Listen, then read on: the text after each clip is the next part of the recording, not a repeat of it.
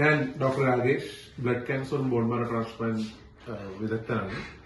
ഇന്ന് നമ്മൾ ഡിസ്കസ് ചെയ്യുന്നത് സാധാരണ ഡിസ്കസ് ചെയ്യുന്ന ഒരു ടോപ്പിക്കിനെ കുറിച്ചല്ല. നമ്മളെപ്പോഴും ഈ എഡ്യൂക്കേഷണൽ വീഡിയോസ് പേഷ്യൻസിനും ഫാമിലീസിനും ഉണ്ടാക്കുന്നത് അസുഖങ്ങളെ കുറിച്ചും ട്രീറ്റ്മെന്റിനെ കുറിച്ചാണ്. ഇന്ന് നമ്മളൊരു ഡോക്ടർ എന്ന ആംഗിളിൽ ഉള്ള ഒരു ഇന്റർവ്യൂ ആണ് ചെയ്യുന്നത്. ഒരു oncologist, haemato oncologist, paediatric oncologist, medical oncologist ഒക്കെ അനുഭവിക്കുന്ന ബുദ്ധിമുട്ടുകളും അവർ നേരിടുന്ന ചാലഞ്ചസ് കുറിച്ചാണ് നമ്മൾ ഇന്ന് ഡിസ്കസ് ചെയ്യാൻ പോകുന്നത്. Okay, a life from their perspective. Okay, so ഇതിന്റെ കൂടെ ഉള്ളത് doctor Ajay Shankar.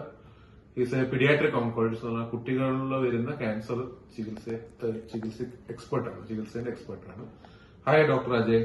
Hi doctor Ajay, definitely ഒരു ബ്ലഡ് ക്യാൻസർ, പീഡിയാട്രിക് ക്യാൻസർ കേൾക്കുമ്പോൾ it is very challenging for the family, for the patient. ഉണ്ട്, definitely that is very extremely very difficult to digest, to accept അത് നമ്മൾ കാണുന്നതാണ് അല്ലേ? Because it's A unfortunate thing which happens to anybody.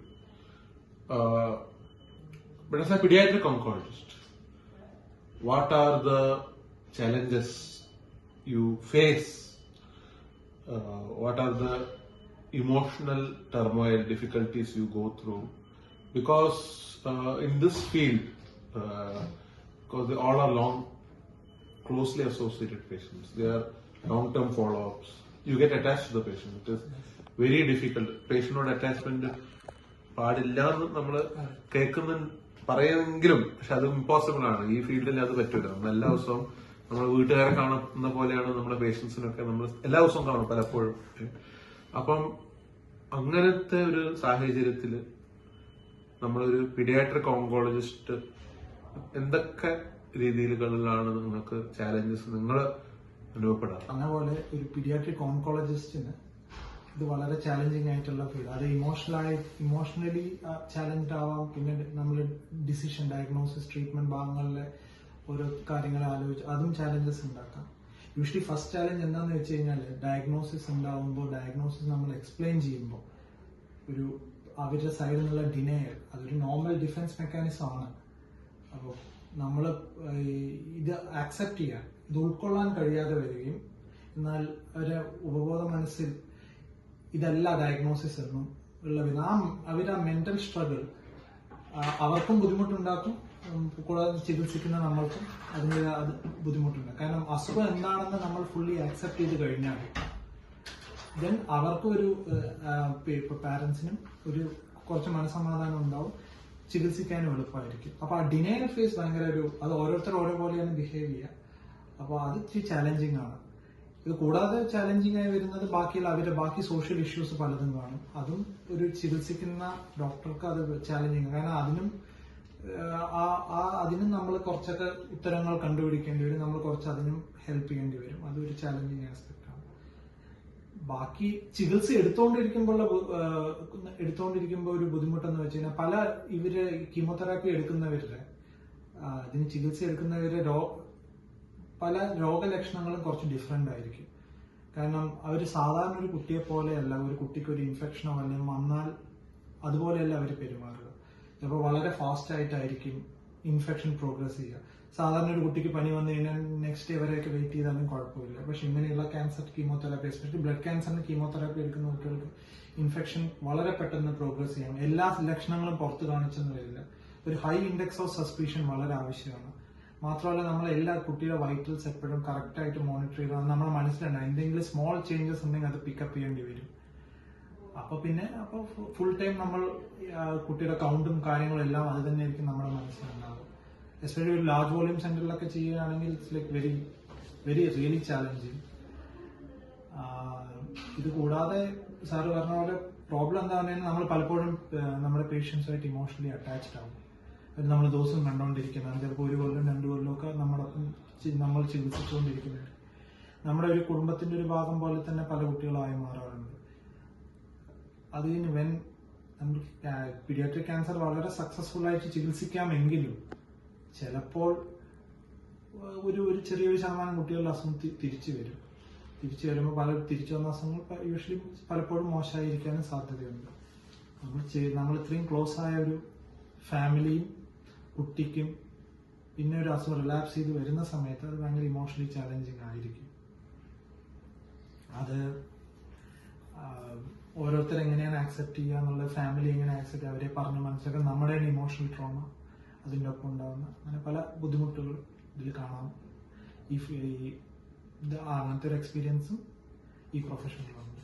പല കാര്യത്തിലും ഇന്ത്യയിൽ you have to, I mean as a doctor, പലപ്പോഴും doctor ചെയ്യുന്നതിനെക്കാട്ടും കൂടുതലുള്ള കാര്യങ്ങൾ നമുക്ക് ഡോക്ടർ എന്ന രീതിയിൽ ഇന്ത്യയിൽ ചെയ്യേണ്ടി വരും അല്ലെ.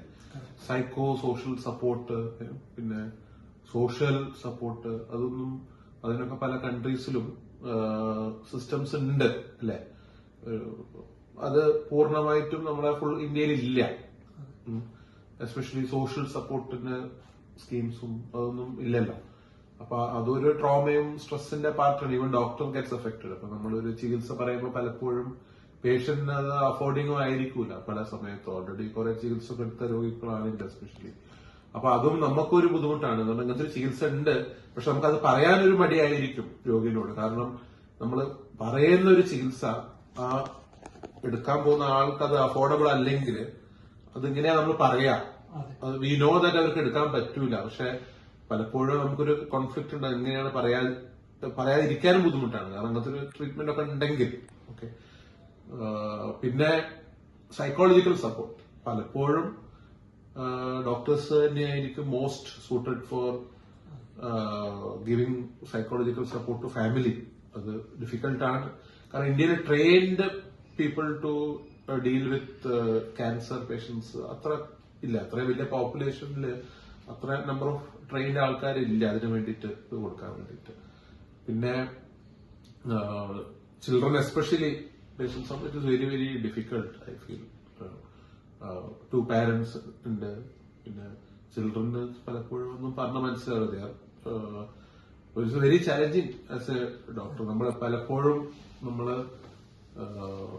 അതർ സ്റ്റോറിയാണ് എപ്പോഴും എല്ലാവരും ഹൈലൈറ്റ് ചെയ്യുക, അസുഖങ്ങളെ കുറിച്ചും അതിന്റെ ചികിത്സയെ കുറിച്ചും. പക്ഷെ human aspect of the doctor is also there. It is very, I think that is very challenging also.